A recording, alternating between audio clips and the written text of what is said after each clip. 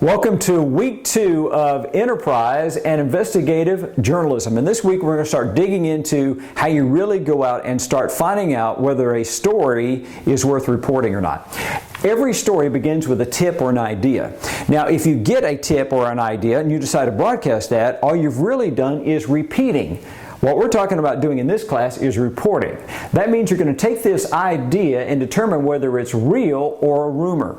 Now, how you do that is the first step of that could be going and get the official response. You get the tip, you go to the person that it's involved, and you ask them point blank, is this true or is this not? You vet it at the official level, and if you decide to publish that, that's pretty much the end of the story. And sometimes, if you find out that the tip is a rumor, it's not real, that's where the story should end. Well, let me tell you something that happened to me several years ago. I started getting a number of tips that this football coach that I was covering was abusing his wife. So I would make a phone call to the local police and ask for their 911 tapes of a specific address. And every time I got a tip about this coach beating up his wife, I would call the police and I would ask for the 911 calls that originated from the coach's home address. And I never got anything. So that turned out to be the end of the story. What I found out later on was going on is the coach really was beating his wife, or at least was abusing her in some way. But what was happening is the wife was calling from a neighbor's house. So if I had dug more deeply into the story, I could have found it. Well, it turned out to be the end of the story, and it should not have been because there was an opportunity to do more. And that's what we're going to talk about is how do you do more. So once you've got your tip or your idea, you determine whether it's real or rumor by going to an official and getting the response, then you start doing your own research and documentation. And that's what we're going to talk about a lot in this class, is to how to do this piece of it. The next piece of that is interviews with victims or experts. And again, this will go back to what is the tip or the idea. Are there victims or experts that you can talk as you are starting to vet out this idea of whether or not this is a story worth repeating? The next piece of this is a survey of similars. In other words, what we would do with this is, let's say we're doing a story about bus accidents in Jefferson County, Kentucky.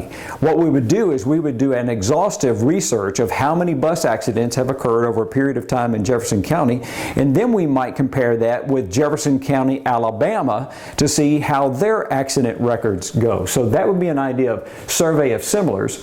The other piece of it in investigative reporting is what we call surveillance of the subject. And that's exactly what it sounds like. It is actually going out and viewing as a reporter or as a reportage team what's actually going on with the subject of your investigation. And that might include hidden cameras. It might include actually going out in the field and doing your own type of research. You will always see stories pop up right around the holidays when folks are traveling, where television stations especially, they will do reports on the cleanliness of hotels. And they'll go in and they might have a biologist to come in and take samples in the bed or in the bathroom to find out just how nasty these hotel rooms are. And that's an example of surveillance of the subject. You're actually going out and doing the research yourself. Once you pull all of these things together, you now have what we would call a summary of the findings. That means you've taken this tip or idea and you've vetted it against the official response and also your own research to find out what's really going on. Once you have that, now you're ready to circle back around and have follow-up interviews with the official where you lay out the summary of your findings. And then once you have that, you do the same thing with the victim or the experts if appropriate. And once you get through all of these steps, congratulations, you now have an investigative story. So let's talk about what we're going to be doing this week to help animate and amplify what we've talked about. Well, the first thing we want you to do is read Chapter 2 of your textbook, Investigative Journalism, and this week we're going to talk about how to investigate and pitch a story. Now, we're not going to work much on pitching a story right now, but get familiar with that because part of your final grade and one of your very near projects you're going to be doing is you're actually going to, we're going to create an environment in the classroom that looks just like a newsroom in which you're going to come in and pitch a story. Every journalism enterprise has a different way of doing it. We're going to introduce one to you. It's not the way, it's a way, but I want you to get familiar with what you have to have, what you need to accumulate, what research you need to do to sit down in a newsroom and actually pitch a story that you have an idea about. The next thing is to download and memorize the reporting flowchart. And you'll find this on Moodle. Print this off, and what I need you to understand is you need to be responsible. The next time we meet in February, you need to be responsible to know what to fill in these blocks that we've talked about. And on this side of the document that you'll be able to print and download from Moodle is just going to explain these very same things that we discussed here.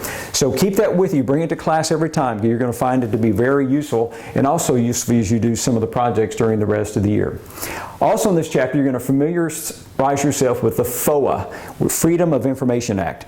And that is a government regulation that demands that certain government agencies give you information. Now, they're not giving you this information because you're a reporter. They're giving you this information because you're a citizen. Anyone has access to it.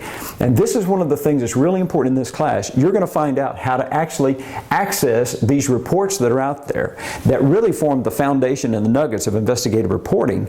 And it's going to put you ahead of your competition if you know how to gain access to it. Now, I will say this about a FOA. In my 30 years of journalism, I've never personally asked for one.